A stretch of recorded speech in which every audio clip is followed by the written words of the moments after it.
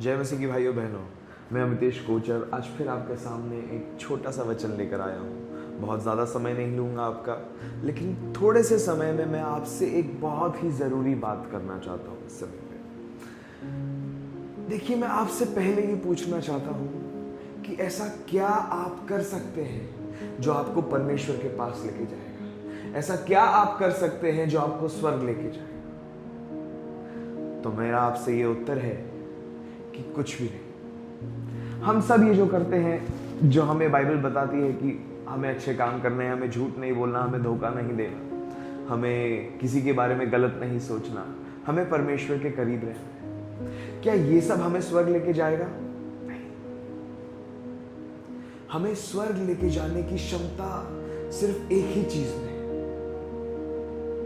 वो है परमेश्वर का अनुग्रह। हालेलुया।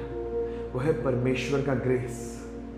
Praise God. एक मैं वचन आपके लिए पढ़ना चाहूंगा, यशाया 41 का 13 में अगर आपके लिए पढ़ूं।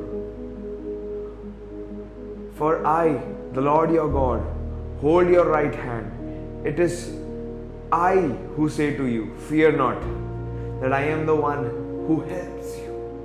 हालेलुया। एक और जरूरी वचन पढ़ेंगे, यूहन्ना 14 का 6। Jesus said to him, I am the way, the truth and the life. No one comes to the Father except through me. Hallelujah.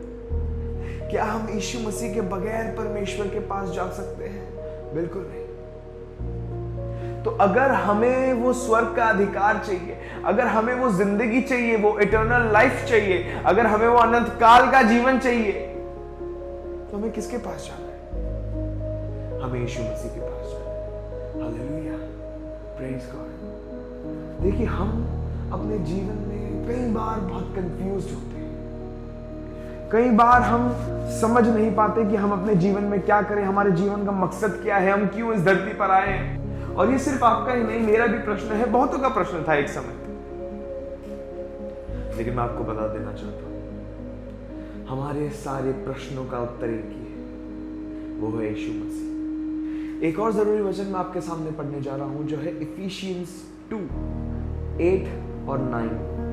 For by grace you have been saved through faith, and it is not your own doing. It is the gift of God, not a result of your works, so that no one may boast. Hallelujah.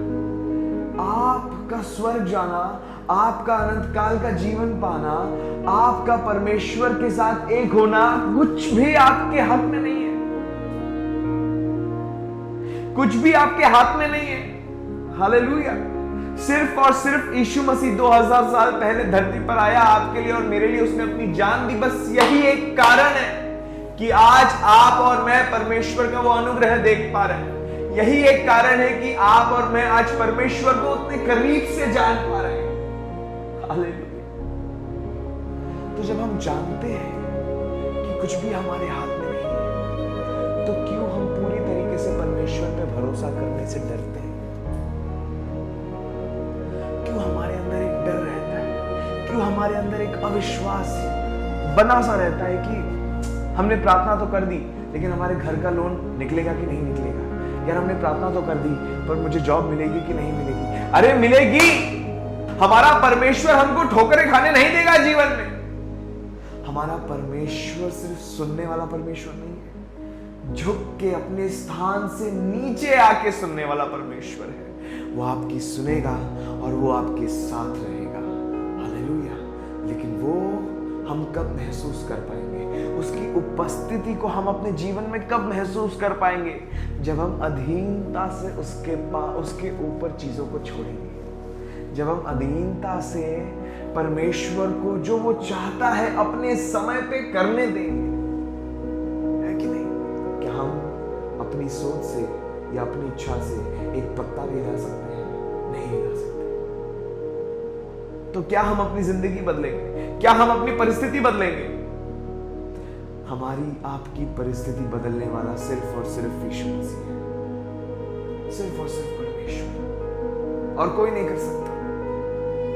सिर्फ और सिर्फ उसकी आत्मा है जो हमें वो शांति दे सकती है, हमें वो आनंद दे सकती है। हालेलुया। आज मैं नहीं जानता कि आपके जीवन में क्या चल रहा है, आज मैं नहीं जानता कि आप किन परिस्थितियों से होके गुजर रहे हैं, लेकिन मेरे भाई मेरी बहन, परमेश्वर इस परिस्थिति में आपके साथ है। भरोसा करिए उस पर। हालेलुया। आपका आने वाला कल परमेश्वर के हाथ में है, आपकी जिंदगी परमेश्वर के हाथ में है। हालेलुया। और वो उसे मिसयूज नहीं करेगा। Praise God. मैं उम्मीद करता हूँ कि आज का वचन हमें समझ में आया।